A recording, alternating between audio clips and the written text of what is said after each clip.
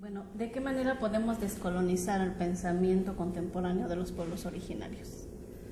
Me parece que esta es la pregunta que tiene múltiples respuestas y están todas en construcción.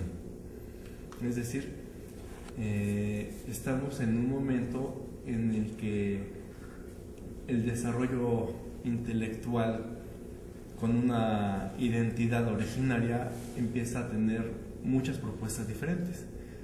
Se había mantenido en planos como de literatura, por ejemplo, desde hace tiempo ha habido muchos escritores o poetas en lenguas indígenas, pero como platicaba de lo que sucede en Bolivia, de que se han salido de esas como sectores artísticos como permitidos por un orden institucional y se han vuelto cuestionadores.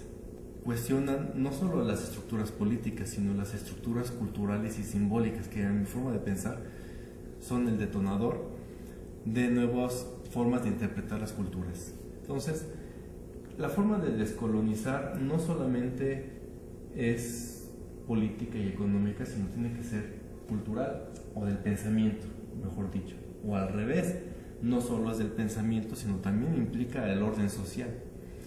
Esto creo que la descolonización como concepto surgió cuando las colonias africanas se estaban independizando ya en las décadas de los 50 y 60 del siglo XX.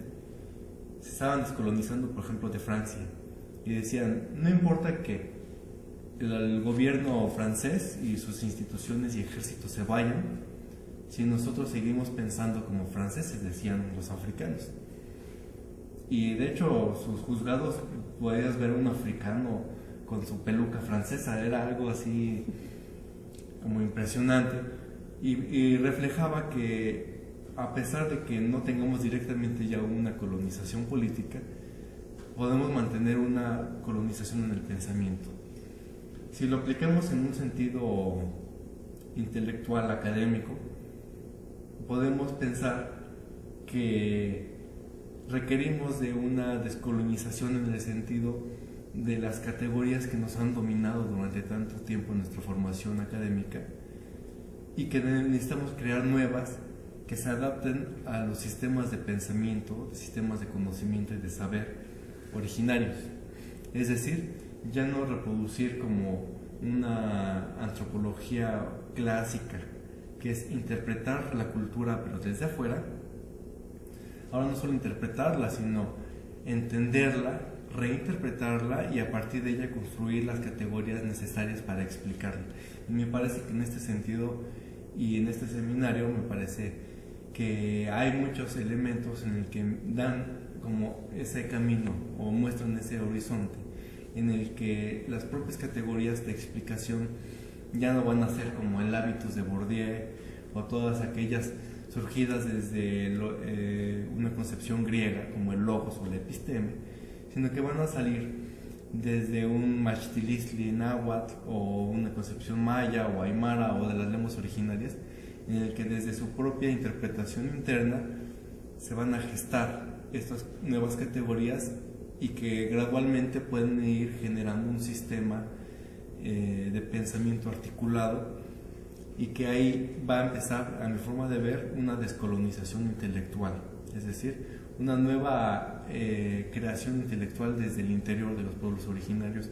Y en este sentido las instituciones de educación superior, en este caso intercultural, tienen un papel fundamental porque se ha excluido el elemento indígena, por decirlo en términos estatales, de la educación superior y más allá de la investigación científica. Si quieres ser científico, pues tienes que hacerlo en español. Bueno, ya ahora ya en español, ahora en inglés, ¿verdad?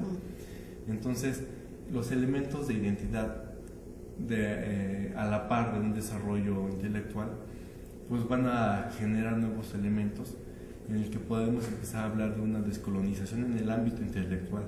Y por supuesto, esto se tiene que gestar en un proceso social, un espacio social que lo permita, y no solo que lo permita, sino que se genere alternativas para aquellos egresados indígenas, por decirlo en términos convencionales, de trabajo, por ejemplo. Entonces, bueno, eso está vinculado ya a una cuestión institucional.